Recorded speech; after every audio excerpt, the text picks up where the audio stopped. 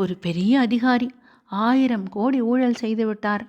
அந்த வழக்கு நீதிமன்றத்திற்கு வருகிறது. காலை 8 மணியிலிருந்து காத்து கிடக்கிறார். அந்த வழக்கு 11 மணிக்கு தான் துவங்கப் போகிறார்கள்.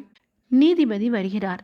அவரிடம் கேட்கிறார், சார் சாப்பிட்டீங்களா என்று கேட்க, இல்லைங்க என்று அவரும் பதில் சொல்ல, சரி பதட்டப்படாதீங்க என்று சொல்லிவிட்டு ஆளை அனுப்பி 4 இட்லி வாங்கிட்டு வந்து அந்த அதிகாரியின் கையில் கொடுக்க, அவரால் 3 இட்லி தான் சாப்பிட முடிகிறது. ஒரு இட்லி மிச்சம் வைத்து விடுகிறார்.